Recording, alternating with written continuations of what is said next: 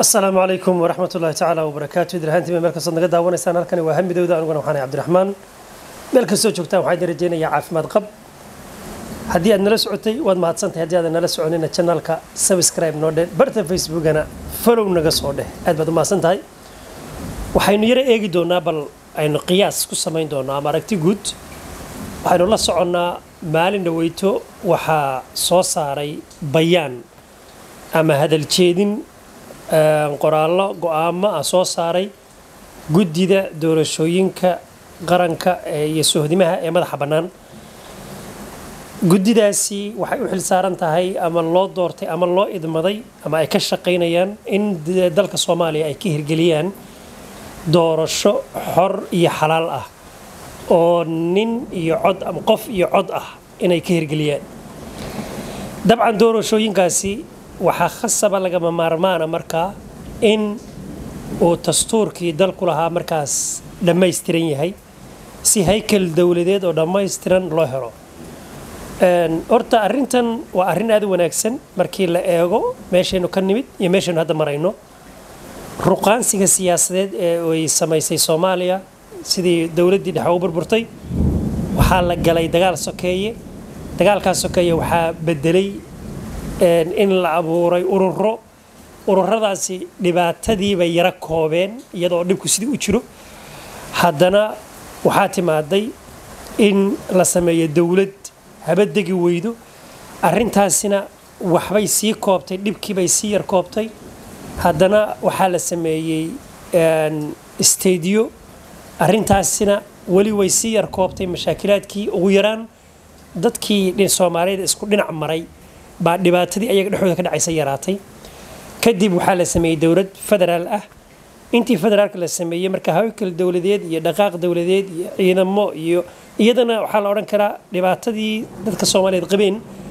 wax ka mid ah oo sidii baylahdii faraha badneed ay wax inoogu dhacayeen baa soo koobmay hadda hadii la yiraahdo marka axzaab ha looga guuro waa meeshii ugu wanaagsanayd ee dawladnimo iyo ummadnimo ay ka dhalan lahayd ama lagu gaari lahaa laakiin mar walba oo isbedel siyaasadeed uu yimaado oo in hore loo socdo ay ahayd waxa ka daba yimaada ama garab socda mashaakilaad iyo dhibaato aad isleedahay mararka qaar kood dhibaatadan waa la sameeyay waa loogu talagalay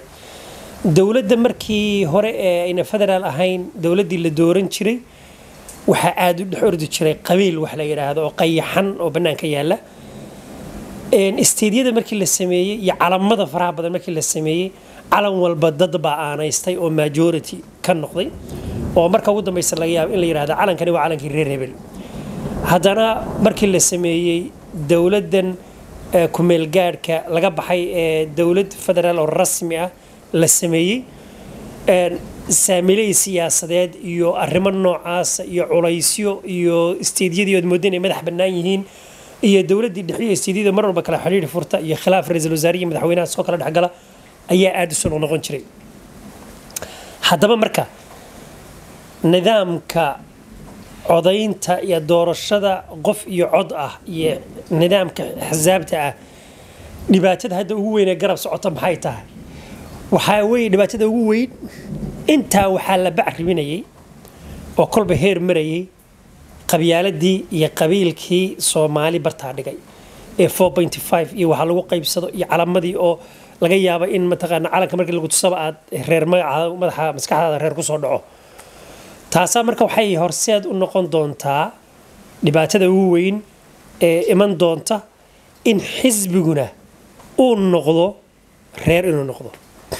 oo tusaale maanta adigu xisbi samayso adigu geed kama dhalan reer bad ka dhalatay gobol bad ka dhalatay degmad ku dhalatay tuulad ku dhalatay reerkii aad ka dhalatay in loo tiiriyo oo la yiraahdo calankan waxa iska calaamadan waxa iska leh reer hebel baa iska leh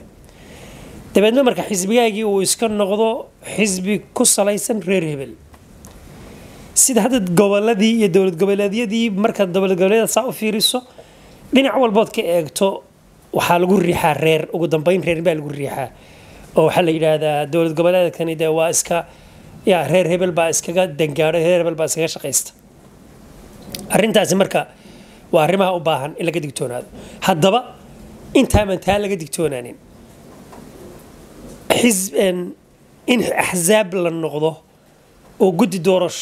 جديدن دورشوينك السعودية مثل مدح بنان هير قرن أي نظام كي أحزاب تهرجليان وحزبية ريجستر جريان وأحزابته أي كوالفايد نقدان والباب كودي والله فري أي تجان أو قفكو registration كيسي مجلسي ولا تجا أو قرفكي وبوحية كارمكي يشروده اللي هو تلاقي وحامرك إيمان يسمر بلقى مارمان نقريه أرنت شرعية ده قف كان eligibility أما إنه أقل ما إنه حزب النقدام حزب إنه كارم كبوحية شرع بيوبانته شرعي قاسنا وإنه الشرع كقطمة وياهي شرعي جود إدل كلها شرعي جود إدل كلها هنا وإنه يا الشرع اللي يذكر رأسين هاي majority أمده أي أنصحي تينا لما هيو قضبها هذا قبيلة قرار لبعة أفرتي عطب أي دولة ما تجرتها أي تابتي dhibaatadii ka dhalatay waad ogeydeen dhibaatadii Puntland iyo ka dhalatay iyo dawladda Soomaaliya iyo khilaafka u dambeeyay ee Jubaland iyo dawladda Soomaaliya xusalka ku hayay arrintii dastuurka iyo salka ku hayay oo loo arkayay dawladda maanta jirta inay diyaarinayso nidaam ay awood ku samaysanayso awooddaas oo keeni karaysa inay kursiga ku raagaan awooddaas oo keeni karaysa wax walba ayagu inay sameeyaan oo aragtidoodii iyo rabitaankoodii sida ay la tahay inay Soomaaliya noqon karto inay wax u sameeyaan arrintaas ay dad fara badan oo siyaasiyiin ay ka biyadiidsan yihiin oo maanta mucaaradka loo yaqaano ama dawlad goboleedyada laftoodu ay sheegtaan oo ay yiraahdaan yani nidaam wax aan la isku raacsanayn marraba dalka uma noqonayo mid samata bixiya ama uma noqonayo mid sharci ah arrimaha marka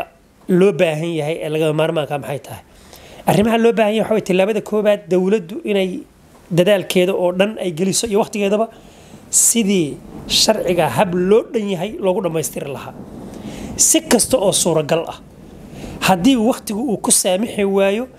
in ay doorasho wanaagsan oo niyad samaan leh oo khilaaf jirin oo ku dayasho mudan oo waa lagu darsaday iyo dib baa loo jeeday midna aan lahayn inay dalka ka diyaariyaan hadday arrintaa diyaariyaan lafteeda ayaa guul ah oo guul la taaban kara ah hadday ku talagalaan arrintaa ay sameeyaan insha Allah taasaan ka warsugi doonaa waxaan rajaynaynaa insha Allah inay guul noqoto indhahana aynu ku hayno wixii taliya fikirkaagana comment-ga nagula wadaag intayna barnaamijka mid lamid ah ku kulmi doono waa Cabdiraxmaan Adille sidaa iyo nabadgelyo